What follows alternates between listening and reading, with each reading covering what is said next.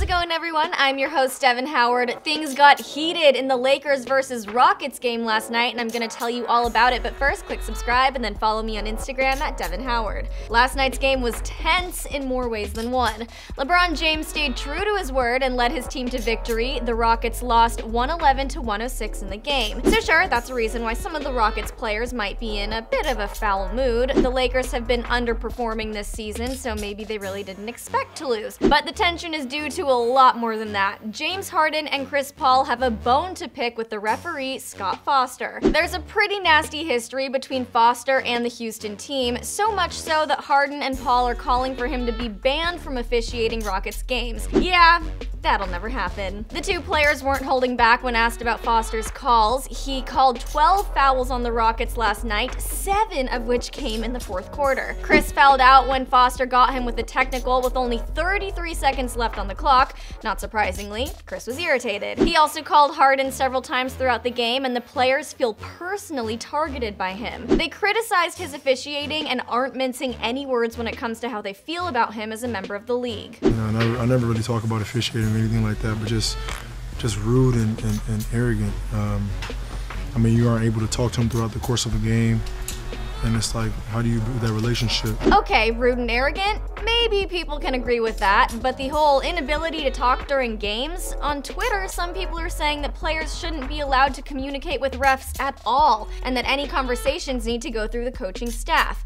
But still, Harden finds the lack of communication a fault of Foster's. He went on to say, "It's one of those things where you can't voice your opinion, you can't have a conversation with someone that's officiating the game, and then, you know, you're getting attacked. It's pretty sad." And then a reporter asked him if he felt the calls were personal, and Harden said, For sure it's personal, for sure. Like, I don't think he should be able to even, officiate our games anymore, honestly. Yikes. It's obvious there is a ton of animosity there, and I don't think it's going to go away anytime soon. I mean, just look at how fired up Chris is after getting hit with that technical. What'll probably happen is that Harden and Paul will be hit with fines, and Foster will officiate another Houston game again, and the whole thing will start all over. Paul did try to sort it out, though. At one point, he said that he met with Foster in the league to get to the bottom of the problem, to no avail. Here's the thing. It's not like Foster is a well-liked ref by anyone. Back in 2016, he was voted the NBA's worst official by more than 30 players and coaches. But people on Twitter are finding these complaints from Harden and Paul laughable, especially after seeing Chris Paul's dirty play on LeBron James. Look at this.